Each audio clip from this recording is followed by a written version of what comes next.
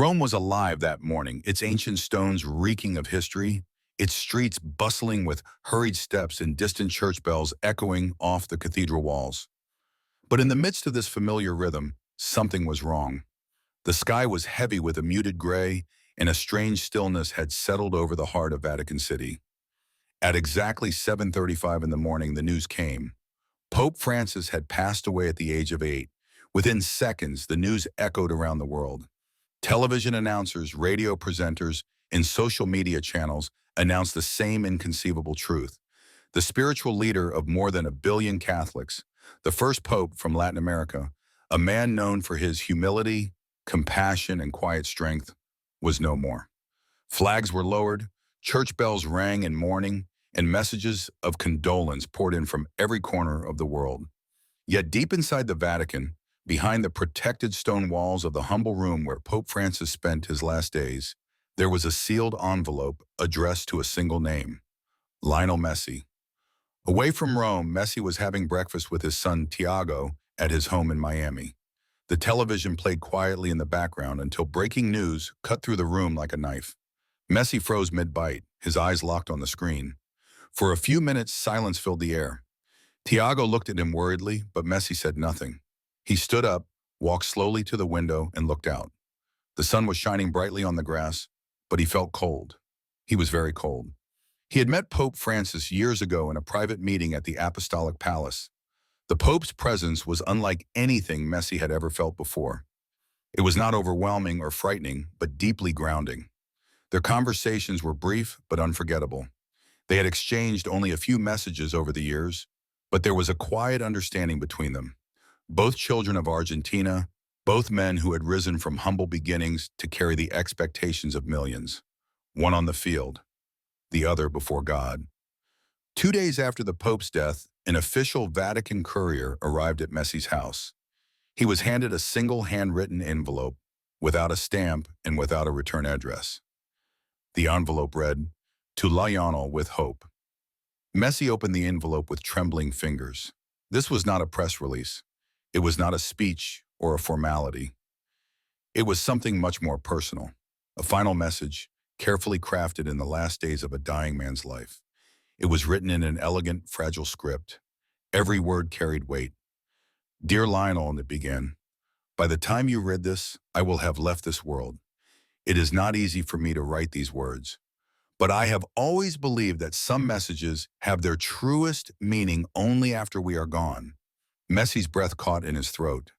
His eyes followed each word slowly, carefully. The Pope spoke of time, of the give and take of time, of how fleeting fame is, and how legacy is not about what the world remembers, but about what the soul chooses to carry. And then came a question. Unexpected, piercing. "Have you really forgiven? Have you forgiven yourself?" The words hit him like thunder. His hands trembled. He kept reading. The Pope spoke of Messi's childhood, of Rosario, of the cracked concrete pitches, of the hardships he faced when his family could barely afford his medical treatments. He recalled Messi's rise, not with praise but with sincere admiration.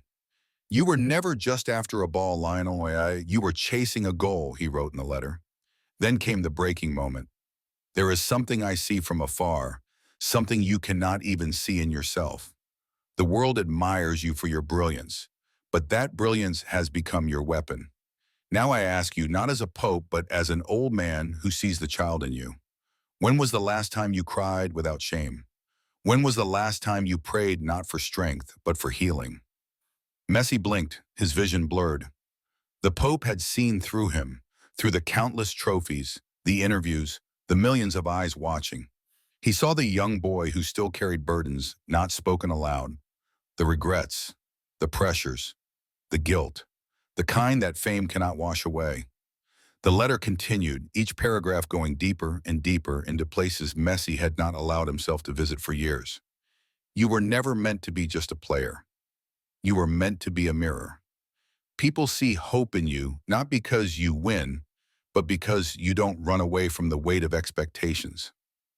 But I'm afraid you have forgotten to see yourself as God sees you, not as a star, not as a savior, as a man who feels, doubts, suffers, and still chooses to rise. Messi wiped away tears as he neared the end of the letter. There were no instructions, no grand statements, just a closing request. In my last days, I have often thought of you. I don't know why. Maybe because in your silence, I see my own silence. I ask you one thing. Don't live alone. Share the burden. Give the light you still carry. You may never be able to preach from a pulpit, but with your humility, with your choices, with your kindness, you can be a sermon for those who have none. At the bottom of the letter was a final line written in a smaller, more jarring script. Miracles don't always come from heaven, no. Sometimes they come from people like you. Messi slowly folded the letter and pressed it to his chest. His shoulders shook, not just from sadness, but from the realization that this was not just a farewell. It was a call, a torch passed in silence, a secret legacy left in words engraved by a man who had spoken not in gold, but with kings, but who instead preferred to whisper to a footballer. That night, Messi shared nothing. He didn't talk to journalists. He didn't even call his agent or coach. Instead, he walked alone to a small church in Coral Gables, walked in unnoticed, and sat in the very back. He didn't pray out loud. He didn't cry for show. He just sat there silently for hours, hands clutching the letter, eyes closed, heart finally opened. Because some messages are not meant to be announced. They are meant to be lived. The next morning, the world continued spinning. News channels were still flooded with tributes to the Pope. World leaders sent their condolences, and Vatican officials began the long ceremonial process of mourning in succession. But for Messi, everything had slowed. Even when he stepped back into his daily routine, training, team meetings, sponsor calls, it all felt faint, as if he were underwater, hearing echoes of a world he no longer fully belonged to. He couldn't shake the letter. Its words haunted him in the quiet moments, creeping in like a whisper at the back of his mind. Do not live alone. Share what weighs on you. But how? How could someone like him, burdened by a lifetime of expectations, of cameras, of performances, just suddenly begin to unravel? He had spent his whole life holding everything in. The pain of being a child injected with hormones, the isolation of moving to a foreign country at 13, the fear of failure that chased him through every stadium tunnel. And now, the one man who had seen through the armor was gone. The following week, Messi made an unannounced trip to Argentina. No press, no cameras. He didn't even tell his closest friends.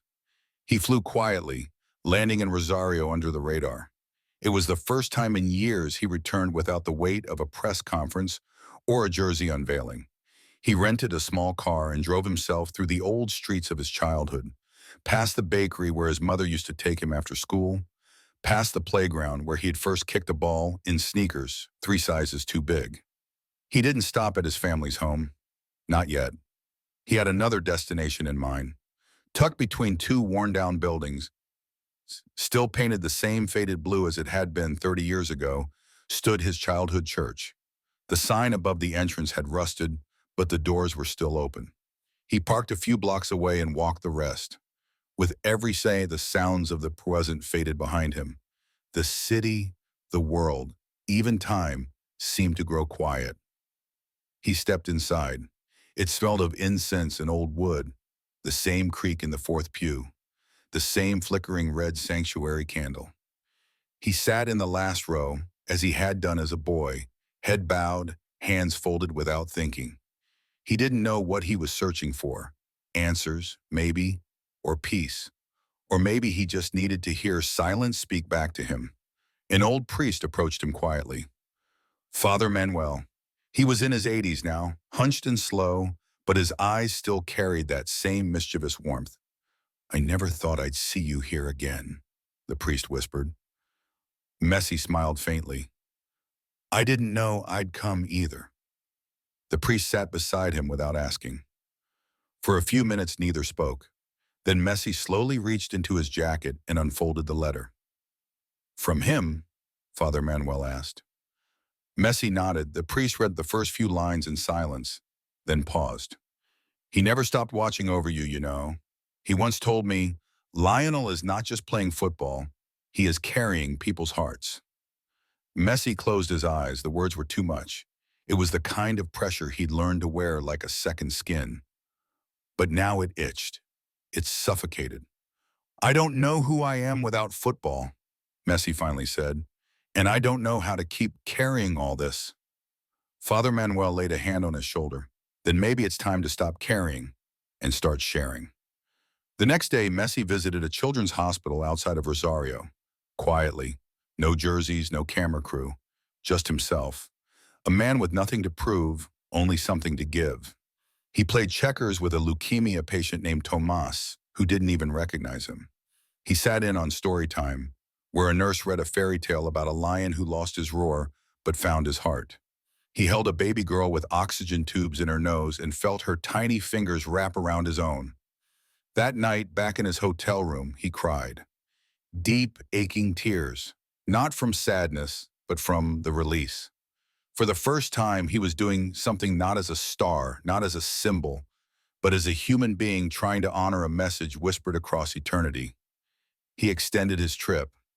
One day turned into three, three into a week.